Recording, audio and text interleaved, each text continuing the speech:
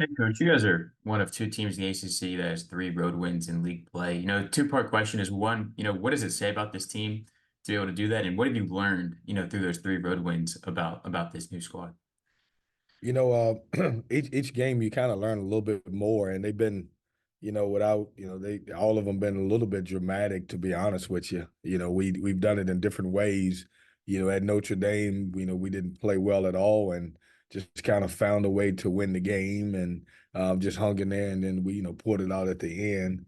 The Louisville game, you look back at that one, we kind of had control of the game for the most of the games, and then obviously a couple things down the stretch, but it says a lot about those our guys and their focus on the road. Road wins are so hard in college basketball, and have the three of them. I tell our guys that those are golden, and I just think that with a group that's got played a lot of college basketball, older in age, I think that's helped us out be able to focus a little bit more. We'll go next to Mark Berman. Go ahead, Mark. Good morning, Kevin. Mark? You've what's kind of emerged as the identity of this year's team that you've been able to hang your hat on most nights? Well, I think we're defending. We're not turning guys over as much as we normally do, but from a half court standpoint, I think we're really defending. We got multiple pieces that we can play. We're playing around nine guys that can obviously come in the game and affect the game in a different way. Kind of, we're shaping up similar to last year's team. DJ Burns is starting to get a groove. In January, and that's really good for us. But I think our guards are starting to play. Example, I think DJ Horn is playing at a high level right now, which has kind of helped our team. And, I just think we got different pieces that we can throw at you. And most of those pieces, and though they may not score, they're doing it on the defensive end. The teams you've lost to are all really good teams, but is there something common denominator? Is it just that they're really good teams, or when you've lost those games, is it because of something that's kind of cropping up? Well, you would love to win them. I just think they're really good teams. I haven't seen the AP today, but I'm sure that all of those guys are in the top 25, and a couple few of them may be in the top 10. And obviously we got to try to win a couple of those to be able to be where we're at. But it just shows the type of teams that we're playing, and the three in the losses that we had in the non-conference have really prepared us for conference play, which I think is really great for us. Thank you. Thanks, Mark. Corey Smith, go ahead. Kevin, wanted to ask you about the turnovers that have been kind of rearing their ugly head here recently. I know you talked about it a little bit after Saturday's game. Takeo Siddle has now passed you at number one in the country in terms of offensive turnover rate at 11%. You guys are at 11.3. Just your thoughts on what the issues have been there in terms of turning over the basketball and what can be done to help fix that moving forward. Well, I just think we've had a couple games where we just didn't value the basketball. When you look at our body of work, it's crazy, Corey, because it's been so good. And it's been like, we've had games, man, where we've turned the ball over four times, and I think we're all spoiled, including myself. I'm like, man, what in the world, four turnovers? And so when you have a couple games where you really turn the ball over, I think everybody looks at you like, what's going on? And I think it's a small sample size of what's going on right now, but we'll get back to taking care of the basketball. How important will that be against a Wake Forest team that is so good offensively coming up on Tuesday night? Yeah, I think it's huge. I mean, we have to win the turnover battle. That's no matter if you're playing Wake Forest or anyone, and the one thing you don't want to do is turn the ball over and have live ball turnovers where you're giving guys easy baskets at the other end.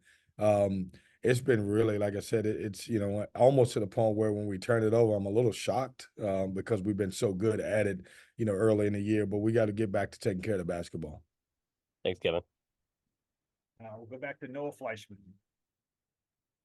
You mentioned DJ Horn. He shot the ball really well in December, and then the first, few games of this month, the ball wasn't going down. But then at Louisville, 27.6 threes. What kind of change do you think at Louisville for him to kind of get back into that rhythm that he had in December?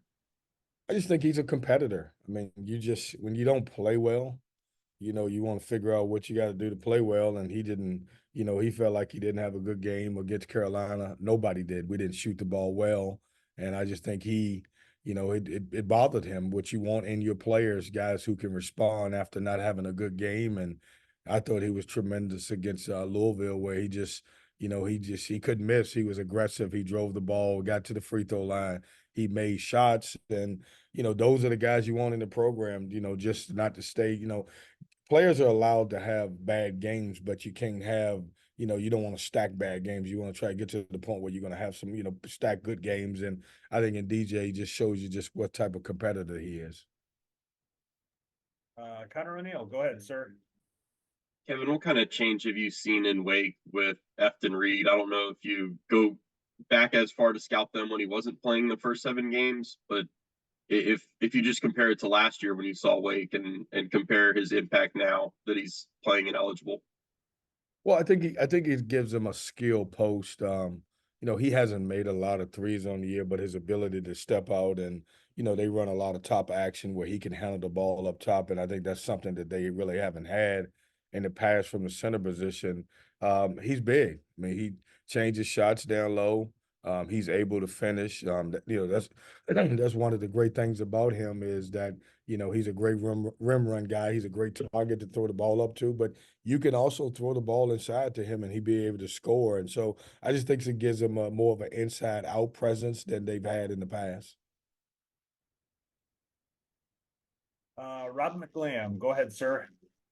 Yes, sir. Kevin, I have a two-parter. One, just your impressions on Forbes and what he's doing, what he's built over there in Winston-Salem. And then second, sir, if you don't mind just speaking to Dr. King. Today is national holiday. Oh yeah, I mean Steve is he's done a really good job, and it just shows you, how tough our league is.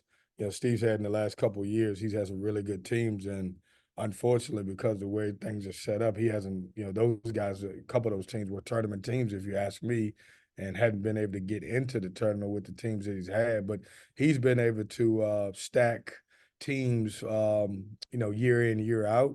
And really, look at him. He's taken a couple guys that were, averaging basically 4 points a game at another school, and then obviously, basically let them loose, and then they're playing really well. And his guards are good. They play hard. They got a lot of freedom. So he's done a good job.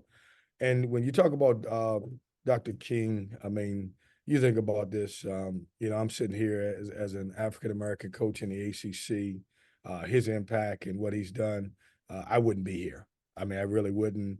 And not when I just speak about myself, it's so much hatred in the world today, and we're talking about a man who preached that, whether you're black or white, and preached to love people and to understand the value of getting along and understanding that everybody's equal and everybody's got feelings and everybody can be great together. And so I don't take it for granted. It's an exciting day for me.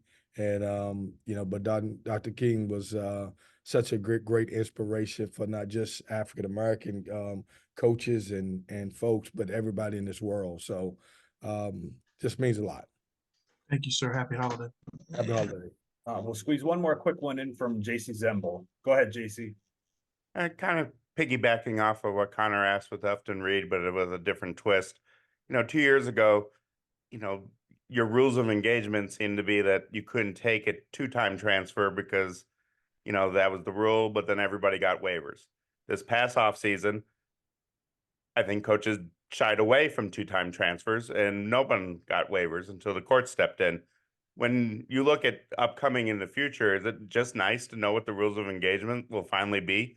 Because I'm sure you made personnel decisions the last 2 off seasons based on whether they could be eligible or not. Well, based on the way JC things are going, I say you take everybody because, this thing is, I mean, these kids are going to be eligible. I mean, I don't know why we shouldn't even sit on here and act like it ain't going to happen. NIL is here to stay. And I don't think there's going to be any restrictions on anyone other than some academic stuff. If, basically if those guys, won't meet academics to be able to get into your school or maybe not eligible leaving the other school, but it is here to stay. I just think you go out and you go get the best guys to fit you and then figure it out because you're right. Everybody said, hey, don't take 2-time transfers, and they're making such an immediate impact on every program in this country. And I think you got to recruit that way now.